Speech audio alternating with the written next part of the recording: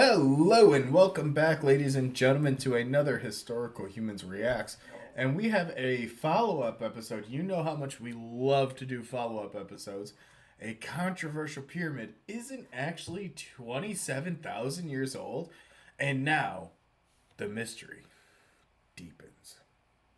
Yeah, Yeah. so this is something I've been following for quite a bit.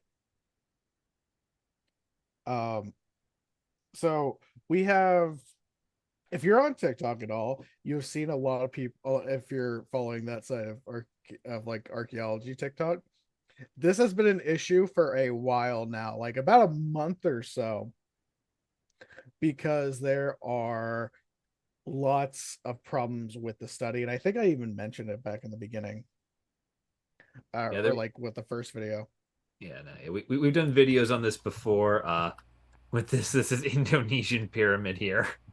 Um, But the background is that claims that the remnants of a prehistoric period from 27,000 years ago, which would surpass the oldest known pyramid at a mere 4,700 years. So it quadruples that date, but massively. Yeah, so one of the if I remember if I remember correctly, a lot of like the actual paper was doing sample testing or like Core tests. drilling core. Yeah. Yeah, they were doing core tests, and a lot of the structures that were found, well, not found, but like the structure of the soil is actually pretty consistent with just volcanoes. yeah, But it comes from but like the original authors of the paper were suggesting that it was man-made. yeah. The key sticking point was that they found a great deal of carbon deposits, but they did not find associate human artifacts like tools or buildings. So that is what we in the archaeology world call relative dating, which is a little bit different from the Alabama version. But relative dating, sorry, Aaron, um, is how we are usually able to tie human activity to a site.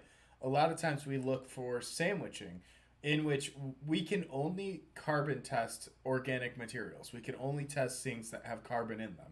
So a lot of times we'll find a carbon layer, we'll find an artifact, and then we'll find carbon later further down. And we can usually tell by taking tests of both of those dates that, okay, the humans were smack dab in the middle. So we can bookend and kind of figure out those dates.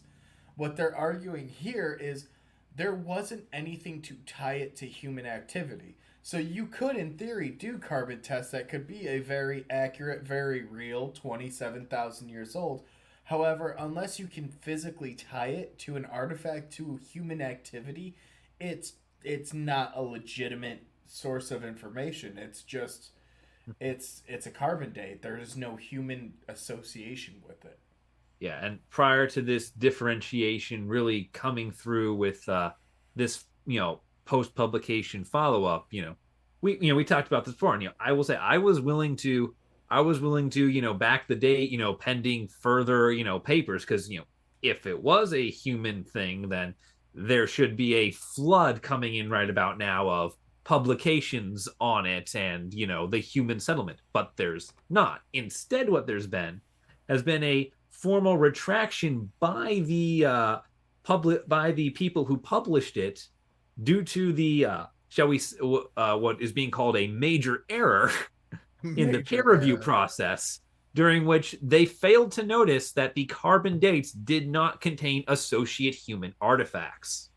And Which you think they would have noticed the first time around. And one of my favorite parts of this whole article is one of the best archaeologists to follow on social media.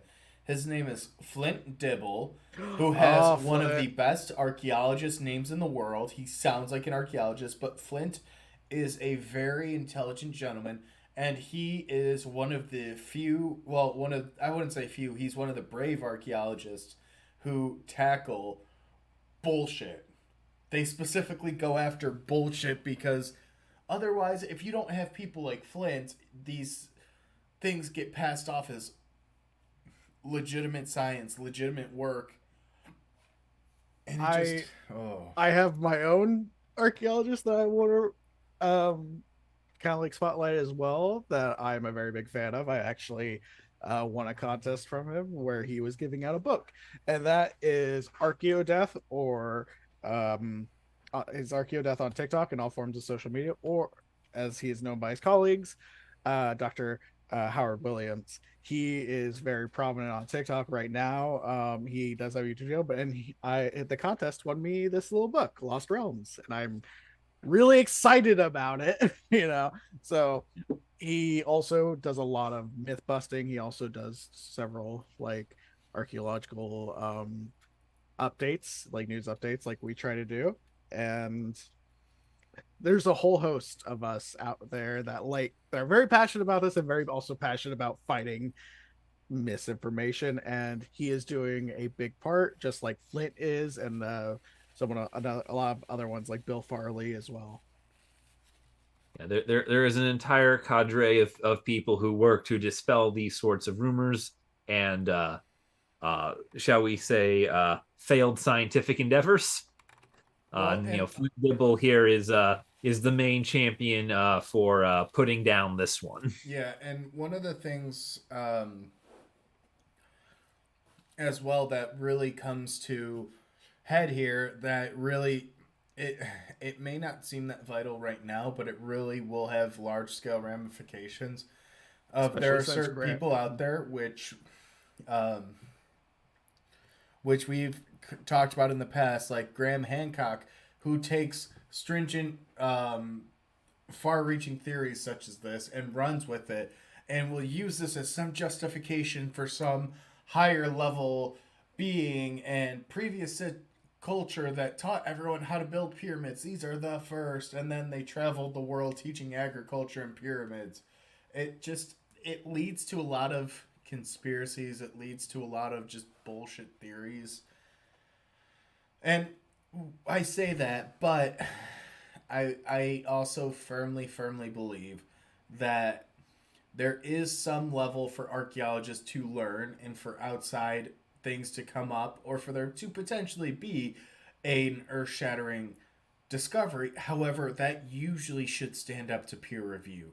People should be able to look at your work and not question details, or if they question it, you rebuke them with proper actual data. Yeah, yeah, and one of the fun things to go along with that and to go along with Doctor Dibble there is a another uh, archaeologist comes in sort of for the coup de grace with this in this article. Noel Tan, Doctor Tan runs what is known as Search, which is the Southeast Asian archaeology website. Out of Bangkok. And he comes in with a wonderful condemnation that says it's a shame that this article ever got to this point because it really should have died in peer review. I also didn't realize they even mentioned Graham Hancock in this article. The Oh, bastard. They legitimately do because oh god, Graham Hancock interviewed Natawida Jaja during a Netflix documentary, Ancient Apocalypse, which was one of the first historical humans reacts we did that aired in 2002, but I don't know if that's necessarily correct. But Hancock now supports him and denounces the retraction.